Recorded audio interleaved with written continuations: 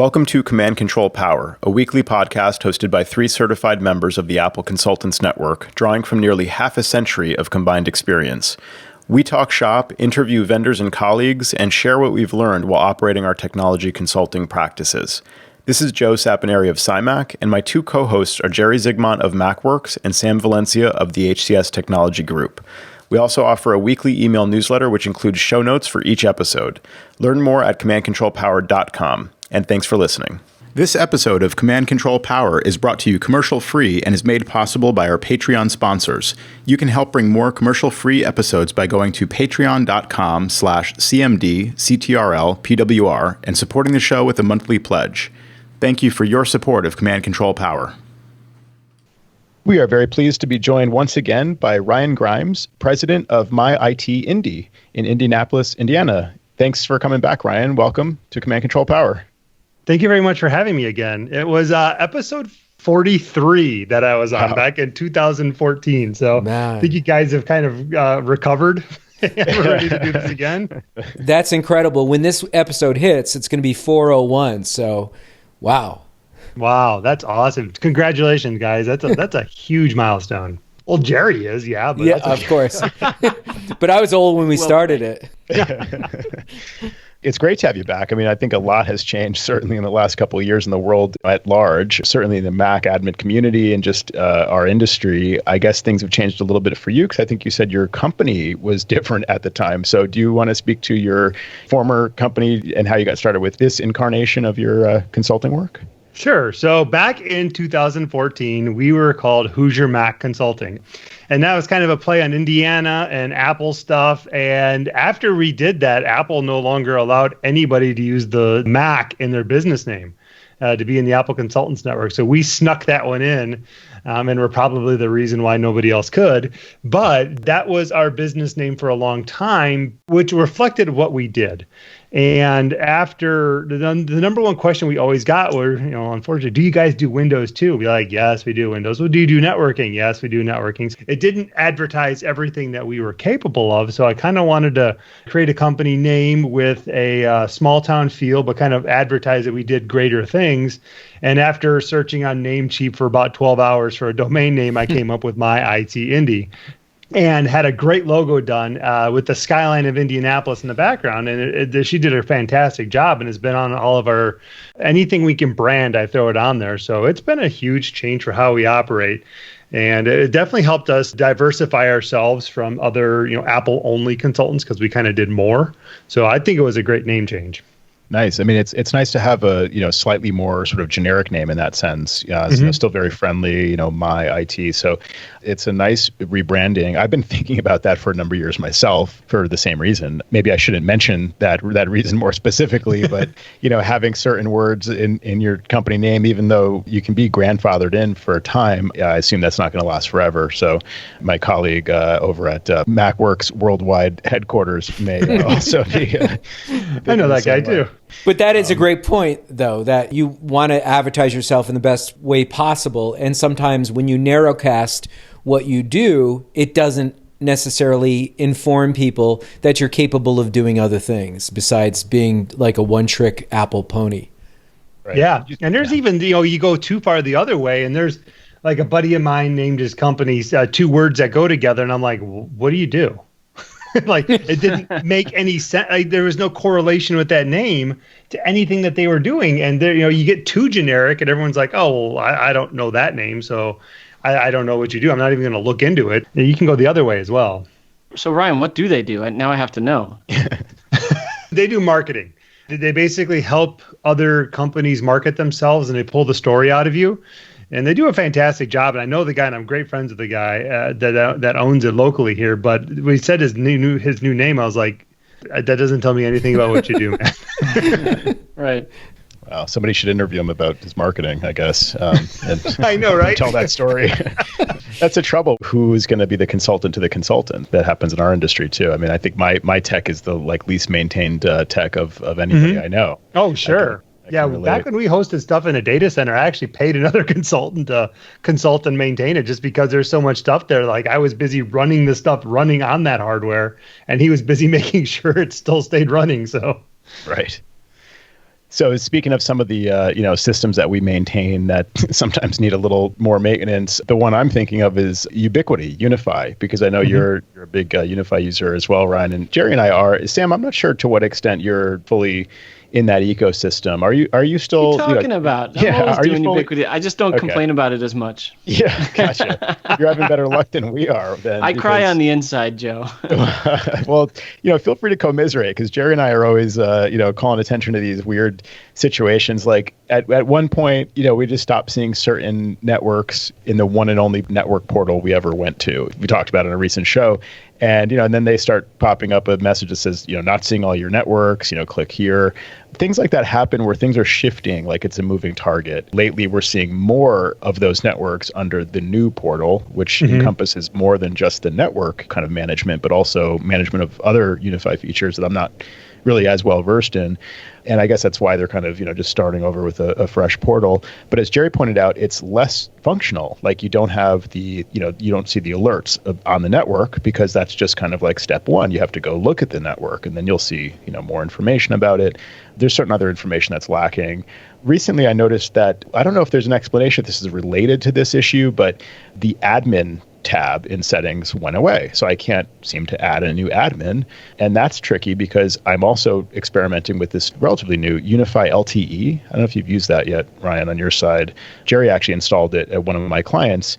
And it's this like little cellular stick that you can plug in to anywhere on your network, which is, I think, one of the most interesting things about it. You plug it into like a PoE port somewhere on your network, and it can operate as, an LTE WAN 2.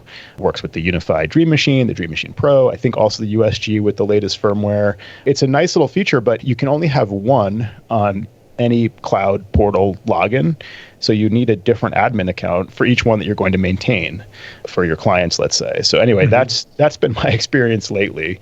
Tricky and a moving target. And, I think where they're going, but in the meantime, it's been a little bit tough to manage. But what's your kind of latest take on that stuff, Ryan?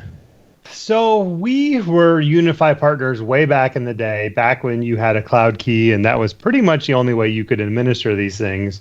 Until the power went off, and then you couldn't administer these things because the database got corrupt and you were just screwed. We have been involved with them only with the new quote unquote cloud controller that they offer with the UDM and the UDM Pro. I didn't want to have to, and I've actually got a couple legacy systems in the old version that we are migrating to the new version as soon as I can get them to give us some money. The new version actually isn't too bad. It does remind me kind of like Meraki, where you can have different organizations. It doesn't have the depth that Meraki has, like with having separate networks inside an organization. It's kind of just every network. I think that they are moving very fast on this new platform. Like I have a beta home network here with version 1.9, whatever it is, of the UDM Pro firmware. And the feature list is like a page and some long. I mean, they're adding a lot of stuff. Are they adding stuff that's always going to work? Well, that's another story, because sometimes the data is not right. Sometimes, these things don't work. But then you're like, wait a minute, I just paid $100 for an access point. Like, how mad can I be? It's like going to McDonald's and being disappointed your fries are cold. Be like, yes, what did you think was going to happen? I like some of their stuff. Like we've done some point-to-point links with the UISP stuff, they call it now. Yeah. Those have been, knock on wood, rock solid. In fact, you couldn't even tell you were on them based on, I think the client had like 200 by 200 fiber, and we were 100 yards away in a remote building, and you couldn't tell you weren't on the local area network. That's how low the latency was. The total all in for the hardware was less than $300. I really can't get too mad at this stuff. If it does have issues, there are certain advantages you get when you charge more for a product. You get things like, in-person support and, stable features. But at the same time, you don't always get a perfect experience. We actually replaced an entire Meraki network with an entire Ubiquity network because their MX65 running the newest firmware out there would not fail over to cable. The main fiber went down, it would kind of fail over. So like the phones would register, but you couldn't make any calls. Like you could kind of see some sites, but DNS wasn't working right. It was just the weirdest thing. As soon as you power cycled the MX65, everything worked great on WAN 2. But until you did that, it didn't work. Well, like, wait a minute, that's an expensive box that has great support and all this, and they can't make failover work? What are we doing here? And then we replaced it with the UDM Pro, and we did get a SFP Plus to RJ45 adapter, so you could have two Ethernet WANs, and it actually failed over just fine the other day. I mean, I could not complain about it. So, you know, it's a weird world we live in where the cheap product may work better than the expensive one, but not always. Right. Yeah. That's always the gotcha. Yeah. Well, I'm glad they are investing in it. I hope they don't ruin it because, it is a pretty decent value proposition, as you say right now. I mean, I'm even interested in some of those additional features like keypad entry and cameras and doorbell cameras and things that I assume are kind of more, I wouldn't call it enterprise, more so than a Ring, I guess. It's interesting that they're moving into this kind of like fully integrated system with cameras and audio and entry, lighting even. Ryan, you've done the cameras though, right? You've deployed them and you have some yourself. I have done the cameras, playing around. So I've got the UDM Pro, which has Protect built into it. So I had an old hard drive here. I slapped it in there and I got a couple of cameras. I'm like, this actually isn't too bad. Again, it's only one hard drive. It's not ideal. In fact, I don't even know how old that hard drive is. So it may just die on me. But we've done the new Cloud Key 2 at a client that had the old Unify NVR. And we just did the migration and it picked right back up. In fact, I have 8 cameras streaming over a point-to-point link between a pole barn and a house. And it goes right into, like, we got the little mini rack in his living room behind the TV, and it's got Cloud Key version 2 with Unify Protect on it. And it works great. Like, he's had no issues. One thing I have noticed is that if you want like great notifications on Unify, you need to install the app on your iPhone. That will give you all more notifications than you've ever wanted. And if you have an Apple Watch, it'll put them there too. So that's a nice way to go. We've griped about that too. I don't know what your experience has been lately, but sometimes you'll get the down notification, but not the up notification, or vice versa. Yeah. And then also there was that setting where we found it where you can turn on up notifications. I was like, this is great. But then I just kept getting on up notifications like every hour. Like, this is not helpful at all. You want a lot of notifications? Do a migration where you've got the same SSID being broadcast by other brands of access points or a readoption of access points. That's super fun. I think I probably got 400 malicious SSID notifications that day because they had like 15 access points and we were readopting them one by one. Wow. I mean, I literally had to take my watch off and just set it over to the side. I'm like, I can't even handle this anymore. It's like when you do an email migration and you're kind of like backfilling somebody's email inbox and they have notifications turned on and they're just getting an alert for every email that they left in their inbox, for all time in the old account. Now it's re-alerting in the new account. Yeah. It's just turn it off for a while and come back later. It's so close. Like if they sort of like, you just want them to do the logical thing, there should never be an up alert. Like if there wasn't a down alert, I mean, it just doesn't make any sense, logically. There's some tricks to it. And also I think with the new ones, you can get the down alert for the whole site, but otherwise that's an issue. Like you won't necessarily know that the whole site went offline, even though it's in the cloud portal. Like, Unify should be able to tell that. Like, it'd be nice if they would enable that. I think that might be a relatively new feature where you can get that alert now, but I just haven't put much more effort. The firewall's offline, but the rest of it won't give you a notification. Yeah, I've gotten that one before. It's weird. Like, you're right. They are so close to having a fantastic platform. Someone's not really paying attention higher up the food chain, I think. And you want people to be successful and you want them to focus on what they're good at. And then they come out with PoE powered LED lights. Is this a question somebody asked? Like, you know what? We've got all these extra PoE ports. We should totally light this place up. Be like, nah, maybe not. Let's get back to what we're good at.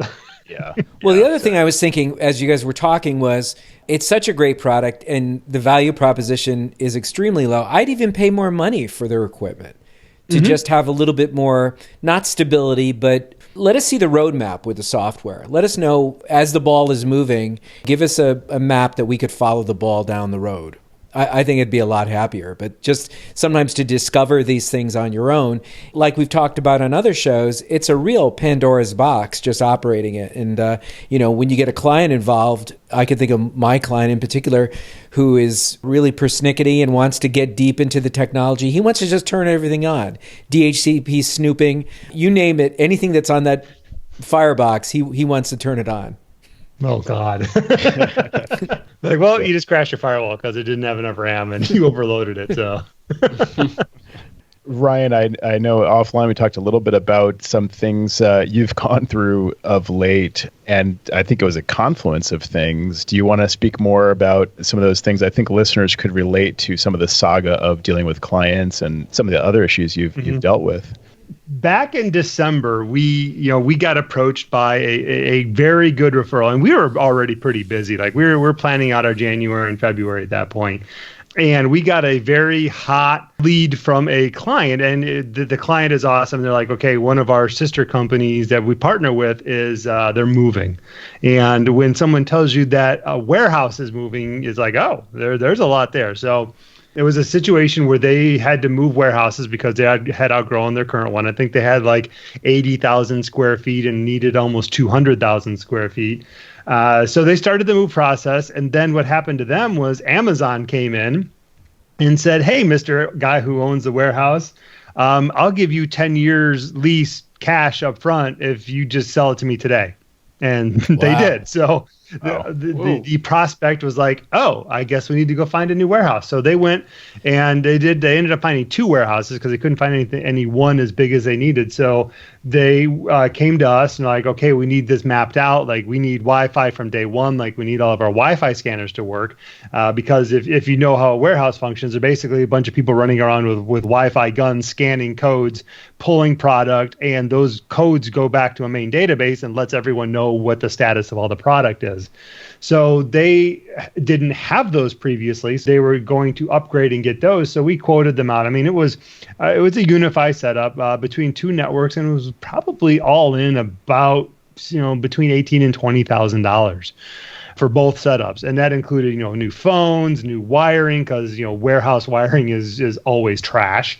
From environmental aspects, so you could probably go up there and snap an Ethernet cable in half just because there's no environmental controls in there.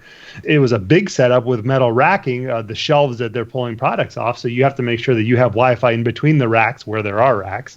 But open areas, you could have a little bit more freedom where you put things. So we mapped both things out and probably spent about 2 weeks of December dealing with this and sat down with the CEO and our point of contact, went through the quotes on both warehouse sites and recurring maintenance on them, which was going to be a fairly significant amount of money because they had complicated systems. They had a warehouse management server, a physical server, they had a QuickBooks server, like nothing was done right. It was just this big disaster of technology that barely worked. And the CEO is like, yes, let's sign, let's get this done, send it over to me and I'll sign it. And I said, sure, I sent it over to him and I never heard from him again.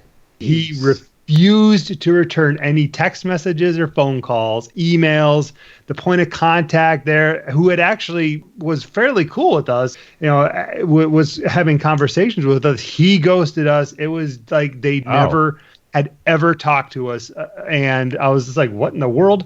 So we had dropped everything in December, one of our busiest months, to help these guys move because they needed to be in there in January. And if you've ever run like 7 miles of cable, it doesn't happen very quickly. They just totally ghosted us. I was like, what in the world happened? So I kept calling. Well, finally my wiring guy went over there to their new facility after the date where they had to be in there. And he's like, yeah, they've literally got the Comcast modem plugged into a Netgear switch with an access point sitting on top of it for their main office.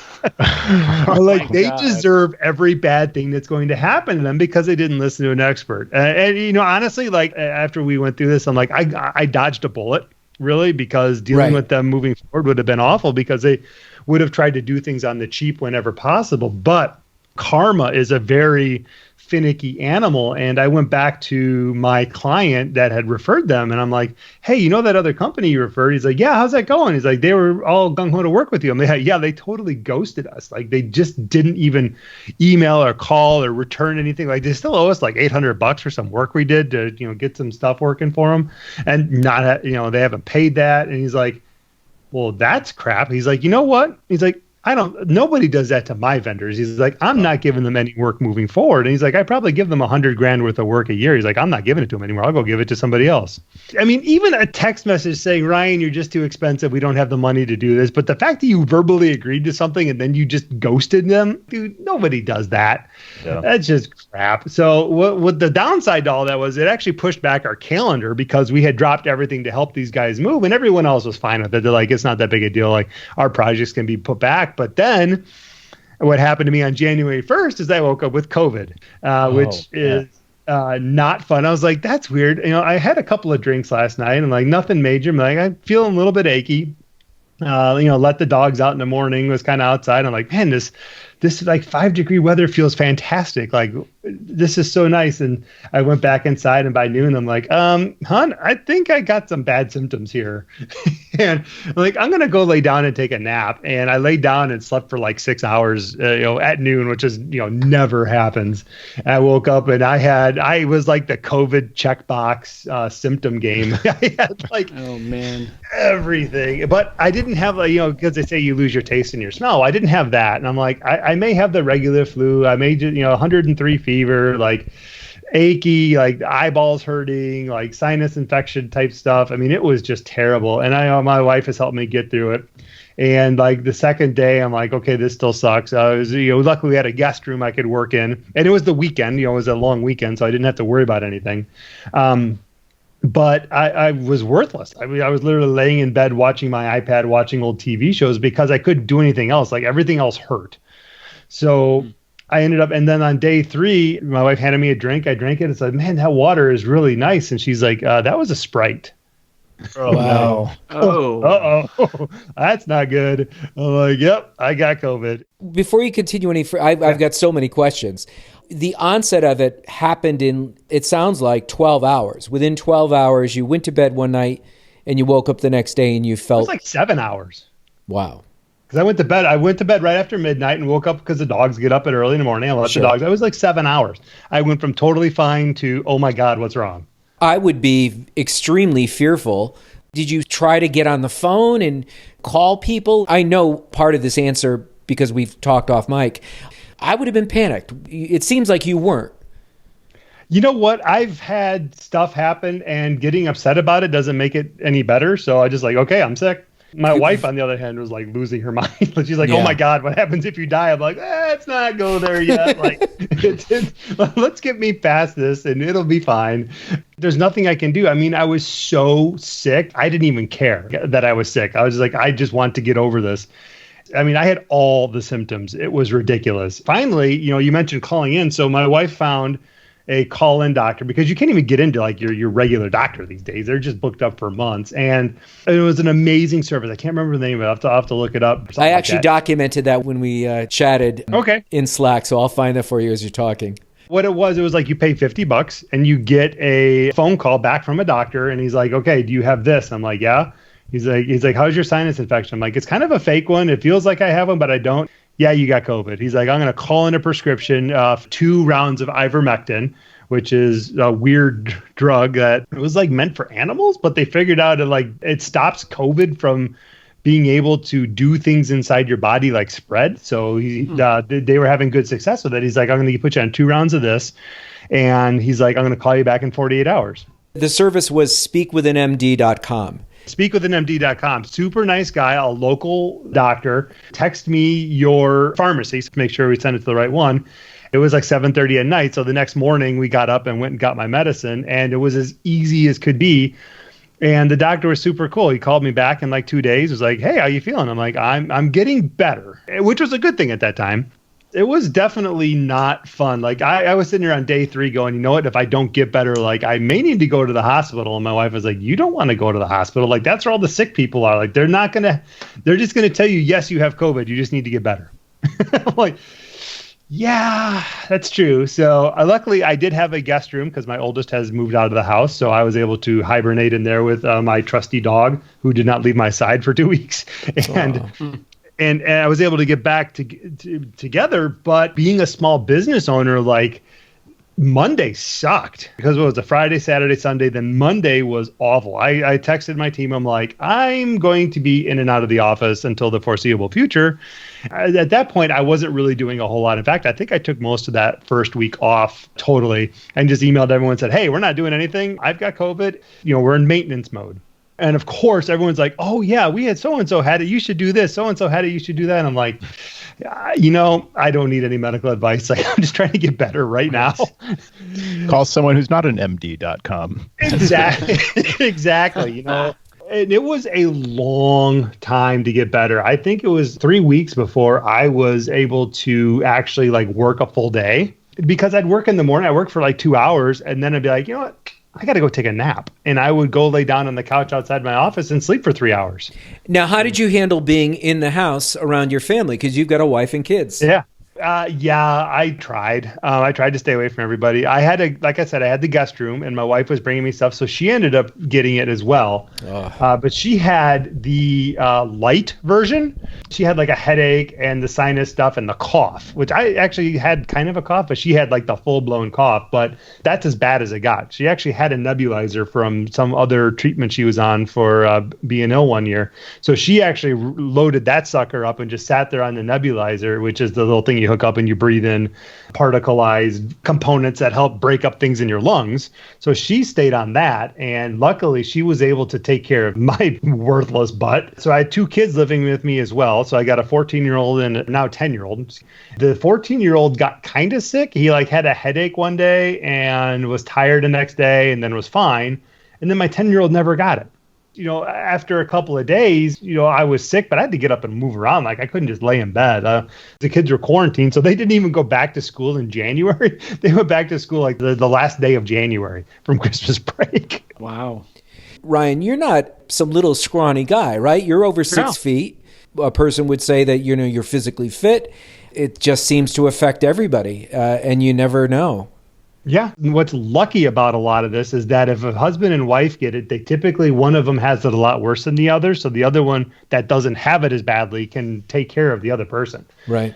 We've seen that a lot with couples that have had it. But yeah, I had lost 20 pounds in November. I was eating better, trying to get back into shape, kind of get my 2020 back on path. And I did. 2020 ended positively. And then 2021 started. It all went downhill pretty fast. It was a combination of diet and exercising. I'm starting to exercise again when I have time. Now we've got to catch up because I was out pretty much all of January. So as a small business owner, you're like, remember all those projects you had in December you couldn't get done? Yeah, now it's February and they're due. So we are working very hard to get everything done. That's a lot to go through, my friend. And I'm glad came out fine on the other side. It's a scary moment during it, I'm sure. I don't know from personal experience, but besides obviously how it affected you personally and on the health side, with the way you run your business, are you doing a lot of the technical stuff too, where a lot of that stuff halts because you're sick? No, I have a full-time head technician. So he was, I messaged him. I'm like, just so you know, I am not going to answer the phone. And I did. So we have a VA, a virtual assistant as well, because she routes all incoming calls to me. And then we kind of route them. I emailed her and said, look, I'm out. Sean's a go-to guy. Just push everything to him. If it's a support issue, if it's anything else, if it's a business or sales or whatever, just tell them I'm out sick and take a message. He was able to keep everything running. Now, granted, it was, the beginning of the year, everyone's kind of get started back up. And as soon as he said Ryan's out, he's sick, everyone's like, ooh, okay, everything's fine. We're doing okay. So everyone was very sympathetic. But ultimately, yeah, stuff did get sideways and he was able to rock it out. He's actually been handling the documentation and tech support for us since October. So he was kind of new. But then he got to meet the rest of the clients that he hadn't met before and hey, you got to go there. He's like, I've never been there. I'm like, that's okay. They're nice. We have documentation. Everything's documented. You just got to go there. And he did a great job. You speak to a really risk factor for small business owners where when the owner is out, it can really be devastating. And not to mention the fact that was coming on the tail of the client debacle that you mentioned where one client project gone wrong and that can be a really tough thing. You're talking about planning a month. A month's worth of work is a very significant, it's a 12th of your yearly income, say. That could be a big factor, a make or break kind of situation. It's a lot different than than somebody working for a company and just collecting a paycheck that's consistent every month. I mean, there's no guarantee there either, of course, because that job can go away. It's definitely a risk with what we have to deal with. Whereas if one of our employees gets sick, we still pay them. And we also, in the time of COVID, I'm not sure what the latest is on this, but we can also get some kind of help for basically extending sick leave and things like that. Mm-hmm. It's just harder to actually deal with, the fallout from that. I think one interesting aspect of this is sort of that like handshake deal or verbal agreement that you had with the business owner. For all intents and purposes, you were moving forward and you were doing a lot of work in good faith, really, on the assumption that you're helping them out. You can understand where they're coming from and they really need somebody to step up and really own it. It's not like you were still trying to sell it. You thought that it was all but confirmed. Oftentimes we do go out on a limb for clients like that, maybe on a small scale, sometimes on a big scale like that. Do you want to say more about maybe how you've rethought your policies about how much effort to put in and at what point do you start moving forward with something like that?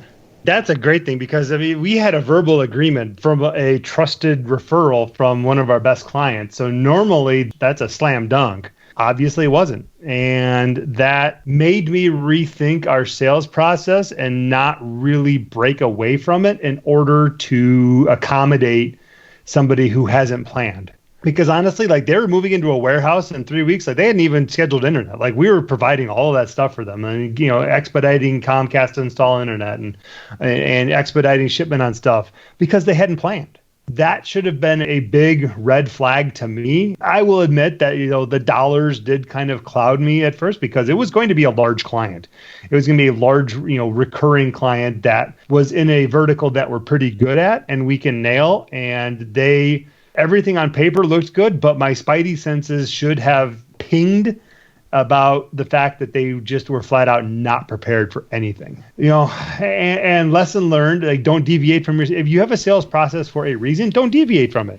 If they can't play ball by your terms, the lack of preparation on their part does not necessitate an emergency on your part, which I didn't listen to because I kind of got blinded by dollar signs on that. The lesson learned on that is just don't do it. Well, plus it's an emotional thing too. We're all small business owners and we want to do the right thing. We want to help a client, especially a new client. We want to be there with the old saying, cape and tights not included. And we want to show how sincere and how great we actually are. And so that tendency or that need to want to be, an IT superhero, it's a perfect opportunity. You came in here and you saved the day for this guy. And then that just gets ripped from underneath you. And not only is it financially deflating, it's emotionally deflating. I don't care what you say and how much you distance yourself from the day-to-day activities of the business and try not to, don't take it personal kind of thing. You take all that personal.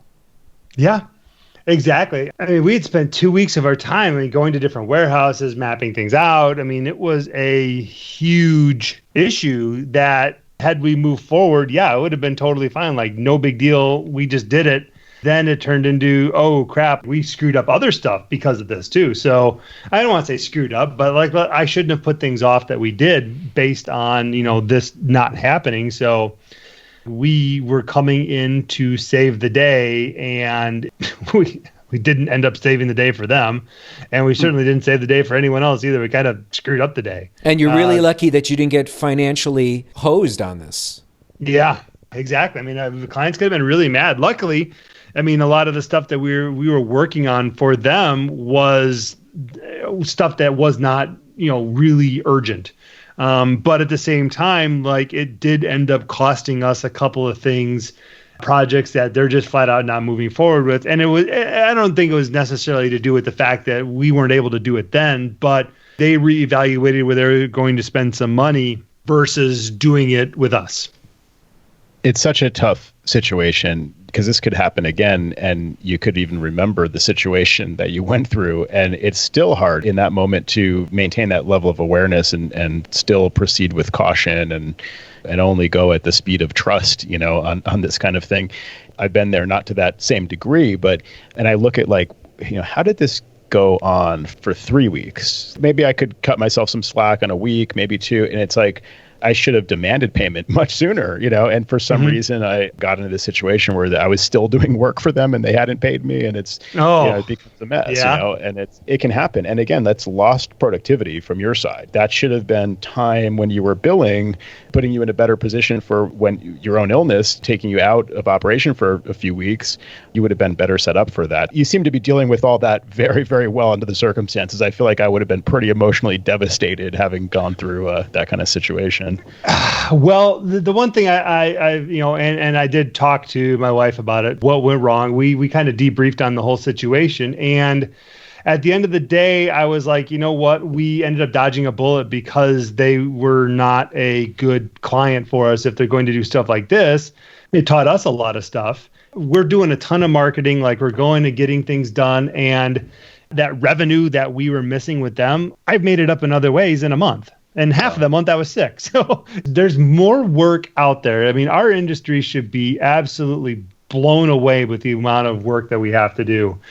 We should be able to generate more business simply by putting Facebook Live videos out there or doing something like, networking with other companies. Like we have more stuff going on now than we did in December because we have been working hard. Like I've got new things going on, and it's actually helping us refine our sales pipeline because obviously we need to work on that if we ended up being buttheads about that thing last year.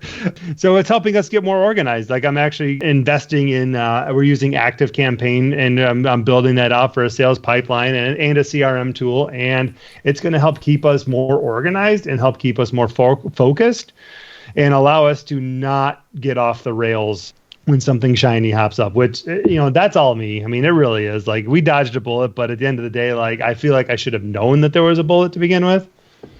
It's easy to look back for one thing and say like, yeah, I should have known, but it's really hard in the heat of the moment, especially when a big client comes your way.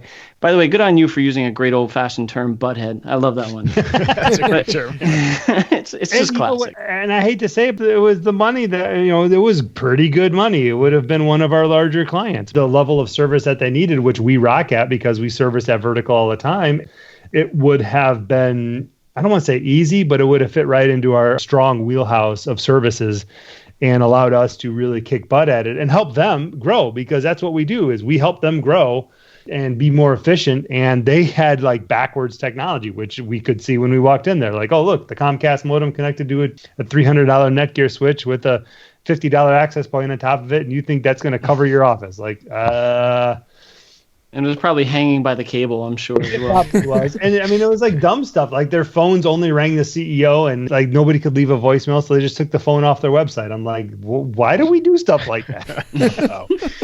Yeah. And you bring up some really interesting points there. And I mean, first of all, it's great that you're able to look on the bright side. And I agree with the kind of philosophy of there's almost like no such thing as a mistake. There's the old saying, whatever doesn't kill you makes you stronger. There's some real truth to that. These challenges, these sometimes really difficult situations do like temper us for being able to face even more difficult situations as time goes on and look on the bright side of being able to make the adjustments to just be better going forward. So that's all well and good. There's also something you brought up where there's so much work in our industry broadly. Like I look around and I see, I don't know what percent, 80%, 90% of people are ticking time bombs of security issues. Just waiting to be compromised, have tens of thousands of dollars leave their bank account, and that's when they wake up. But if you could somehow reach those people and just one by one, start to help them, I mean, that's just the first thing that comes to mind. But that's really broadly in our industry, there's a lot of security issues, not only on the personal basis, with technologies, with services and sites and hardware and everything. And so that alone just demonstrates just how much work there is, let alone the day-to-day of actually, managing clients. I think there's a lot of work out there. We've certainly seen that. And I think there's got to be a way to connect the dots for people to sell them the services that they truly need. We're not selling snake oil. We're not really trying to add shiny things to the screen or something. We're trying to actually make their security better and their workflow improved. I think there's a real need for it if people just wake up to those needs. So interested in what you think about bigger picture stuff like that. We're taking two approaches for our marketing, basically how we're getting our message out there. And there's security. You're not being a secure platform. Your business is doing bad things. And efficiency. Like, how can we make it work better? I did a Facebook Live on this last week. And we had an ex-client come back to us. They left us about a year and a half ago because, they were just like, okay, we can do this on our own. I was like, fair enough. Like there's 5 of you or 6 of you. That's okay. Good luck. And we parted on good terms. And my point of contact there called me one day. I was like, that's weird. Like, he's calling my cell phone. Like, the caller ID showed up. I'm like, hey, what's up? And he's like, so we got phished. How bad was it? He said $50,000.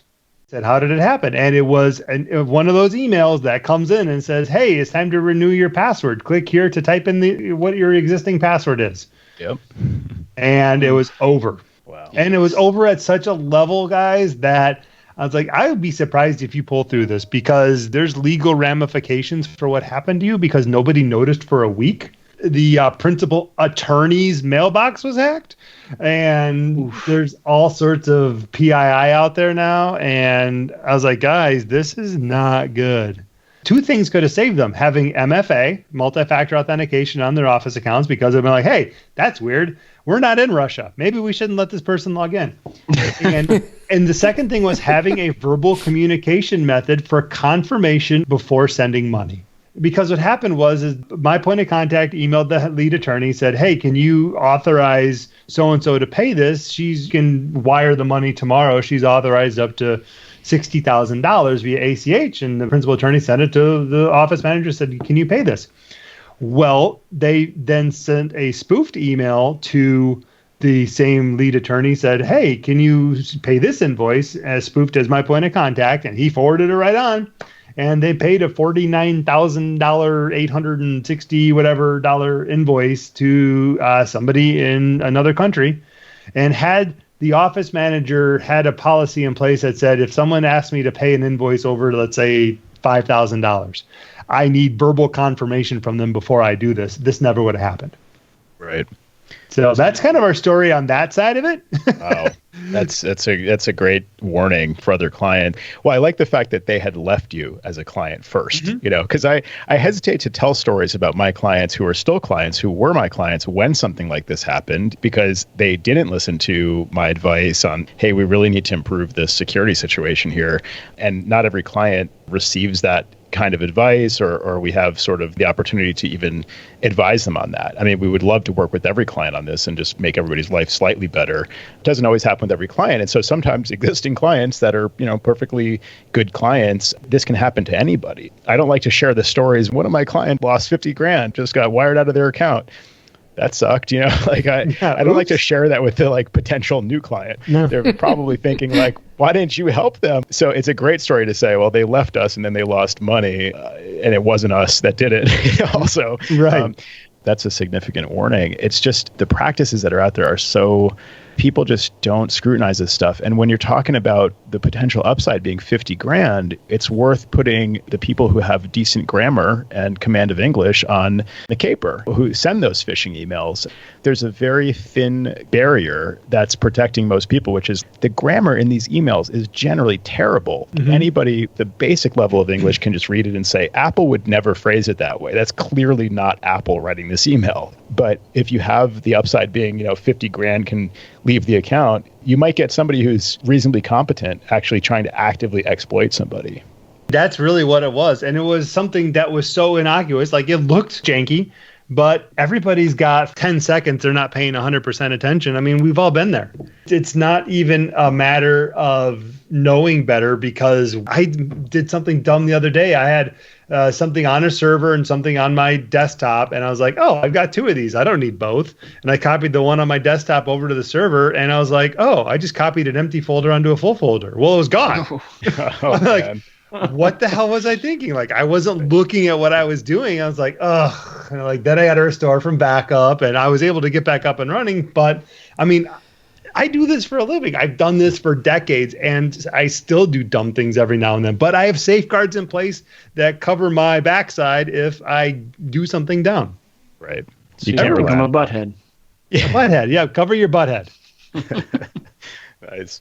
That's a great lesson, or a few lessons there that you've shared with us, Ryan. This is great to get this wisdom. I think that is a great lesson, especially coming from you. You've been at this for as long as, if not longer than, three of us have. You can still have this kind of situation happen. Let that be a lesson to all of us and to all the listeners out there to just be extra careful. Maybe use Ryan's story about his ex-client and just share that with your clients as a potential warning, because I think truly, I think a lot of this stuff is really a ticking time bomb. State of security, broadly speaking, is not great. I really like what Apple's doing toward that goal, improving security overall on a sort of deeper level, but they're trying to protect us against our own bad habits to some degree as well. Yeah. And we have to kind of like also be willing to play along, we and our clients.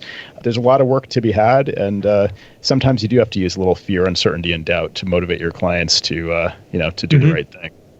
Absolutely. And, we don't just market with that because people don't want to hear that. I mean, that's the kind of stuff that you tell someone as you've already, if they come to you or they're interested in that topic, but most people aren't. I mean, if I start talking about cybersecurity, most people, you see their eyes glaze over and they're like, just stop talking to me, please. Like that's the stuff they aren't caring about. But if you can show them how to use technology to better their business, like, hey, check out this cool feature. Like we can answer our phones from anywhere and we can work from home and not miss phone calls. And they're like, what? Like, how does that work? Like, how do we get that service? Yeah, it's a really valid point, is that a lot of this isn't marketable. Sure, we could put a nifty PowerPoint presentation, but at the end of the day, if you've got an existing client, I mean, I could think of a handful of my clients, they're Yankees and they're small businesses and they just want convenience. Security takes a second place to the convenience of not doing two-factor. And like Joe said, everybody's just a prime target out there just waiting to get compromised. If you try to tell them to use two-factor, you can't necessarily translate that into billable hours. You can advise them and, maybe for 15 minutes, maybe do a presentation to their group, but then it's kind of a lose for them and it's not really a win for you either, except that you're protecting them, but they don't realize the importance of what you're telling them. I don't know. Sometimes you throw up your hands in frustration. Yeah. And sometimes that's where you pull out one of those stories and say, look, this happened. This is a real life story. Like I will call the dude right now and he will confirm that this happened to his law firm. This is real stuff. Like I understand that security is a bunch of choices. I mean, it's really like, do you want to do this? Do you want to do this? Do you want to do this? And, the more they say yes, the more secure it is. You need to get them to say yes as many times as possible on those services in order to protect their business. We have some clients that they're like, what, if the internet goes down and the printer explodes and, my laptop, I drop it in the toilet, I'd be like, I'll be all right till tomorrow. And then we've got clients that say, what, if the Wi-Fi thinks of blipping, or if I go between two access points and I can sense that my Wi-Fi dropped a little bit, that's a ticket. And it's... I mean, or they're like, if I can't print, that's a huge thing because they're like, I'm working on a legal brief that has to be submitted to a judge. The judge is in front of me. I can't submit it to him. Like, that's a problem. So, we deal with all those things and it depends on what it's worth to them. Like, we can make your platform as secure as possible. Obviously the world is building bigger buttheads and that like to click on things, but we can put all of our time and energy into this. At the end of the day, we have layers upon layers upon layers upon layers of security. It might not be enough. The top layer is a Post-it note with the master password on it. That's the problem. Yeah, it could be your thumbprint to your phone. That could control the entire fate of your company. And then you go get hit by a bus and like, okay, well, now we got an issue because there's no finger. There's all these choices to be made. And there's even, there's crazy levels of security out there. You can have like analytic-based cloud service log analyzation where they're like, oh, Joe's accessing his email from New York and Boston, and those two are cool. But wait, is he really in Boston right now? Let's take a look and see what other services he's accessing from. Okay, so that's legit. But oh wait, he's accessing Dropbox from California. Like, no, that's not legit. Shut down the service, file a ticket. And it's all this crazy level of behavioral stuff. Are you really accessing your stuff, your Dropbox at 4:00 in the morning? I'm just trying to get clients to click use strong password. It's the default choice. Just do the thing that your computer's trying to help you. They go out of their way and then they proclaim to me, they're like, I always click don't use. I'm like, why? Why do you do that? This is like the one thing you can do to just improve your security. Just use a strong password. Exactly. Oh, but I just changed my password and put the next number at the end of it. Be like, what behavioral analytics are for this stuff, and looking at the history of the passwords. I'm pretty sure they can guess that you're doing this. Not to mention the fact that like they know everybody's habits. There's probably some like kind of ML machine learning. We know. I mean, I just know intuitively. It's like people add a number, they add an exclamation point. Those are my examples usually. security, and people are sheepish about that. They're like, oh yeah, I have done that. Then they start to listen. They're like, okay, I get that, like a hacker, hacker person on the internet or whatever, has my name and email address and password in a spreadsheet, and that they bought from some other hacker, and they have some automated tool that's going to try like that with a 1 at the end or an exclamation point, and they're going to automatically guess your password. People do come around to that, but I mean, I have hour-long conversations about improving security on an individual basis. I've talked about it on the show before. I mean, I should probably see what percentage of my calls are actually like focused on this. There's a lot of room for improvement there, and there's a big need, and I think it can really help people just starting there, not to mention all the additional things, multi-factor and everything else. And that's just a strong password. It's barely scratching the surface on all this stuff you should do to actually do real in-depth security, file vault and all that stuff, and making sure that you have encrypted backups, offsite, cloud service backups. Everyone's just like, oh, it's in the cloud. Be like, yeah, that just means it's on a server sitting in Washington or wherever. It doesn't mean it's backed up anywhere. So yeah, exactly. I mean, cloud is syncing, not necessarily backup. And then they start to understand it's like if you delete a photo over here and it gets deleted everywhere and you don't notice quickly enough, bye-bye photo. Oh my God. Apple's desktop documents, garbage that they do. Yeah. That and the fact that they think that they just assume that the Mac is backed up because they're on the cloud. They just think like, I'm on the cloud. I think it's probably 2 or 3 times a week I'm telling people that their Mac is not backed up to iCloud. I mean, it will be eventually, and I always point that out, but not, it's not a feature today. Yes, I totally get that. It's like, that is the worst idea Apple ever came up with for business use. Let's put that qualifier out there. The desktop syncing was terrible because we probably had a dozen or two like, oh, what are all these folders doing on my desktop on my work computer? I don't want them here. And they would delete them and they would be gone in both spots. And that was a terrible phone call nobody wanted to have. Yeah, and I wish they would just have some basic level of commingling files and merging, but just to like dump everything into a folder like Joe's MacBook Pro 15-inch, and it's like, and then I have just a pile of stuff on this computer and a pile of stuff in this folder over here. Clients just don't know what to do about that. And it's great that it works a little better as far as the syncing actually goes. It does work, but people really don't understand it. Like they need a tutorial for this stuff before it gets kind of just flipped on by default. It's like an opt-in kind of thing now. So yeah, it's tricky, and they need our help. And luckily there's money to be made there, as we all know from decades of doing this. But we should probably wrap up here, looking at the time. Anything else you wanted to mention, Ryan, before we let you go? We're all in this. We all deal with this crazy stuff. Like, you're gonna have days where you want to go brew beer, and you're gonna have days where this is the greatest job in the world. Just hang in there. Especially for people just starting up now, because a lot of people have lost their jobs and they're starting up doing IT stuff. The community is strong. Like, if you go to either the Mac Admin Slack channel, or you go to other resources like going to the ACN places, people are willing to help you. We are here for each other. I even work with one of the ACNs that's in Indianapolis. His wife got transferred up here for work. He referred a client to us, and they're great. We work together on stuff, and he bounces questions off me. So what if we're competitors? Like, we get better because we help each other out, not because we push forward all on our own, especially if you're like a 1 or 2 person shop, because you're not going to know everything, man. My brain is full, and we're like a 3-person shop, and we got to keep bringing on more stuff. So be excellent to each other and don't be a butthead. That's 2 great references in one line. I love it. Yes. Words to live by. Ryan Grimes for president. I think society needs this kind of message. Like, there's plenty to go around. We're better when we cooperate. It helps everybody. So that's a great message. And, until you run for president of the country, you can remain president of my IT Indy in Indianapolis, Indiana. Thanks again, Ryan, for joining us on Command Control Power. Absolutely. Take it easy, everyone. Command, control, power. Jerry does his voices of customers of all kinds. Am I on the cloud? Joe spins his deeply detailed yarns all the time. I have a whole story about this. Sam is on the road again, phoning in from a hotel. At least we know where I am. Half a century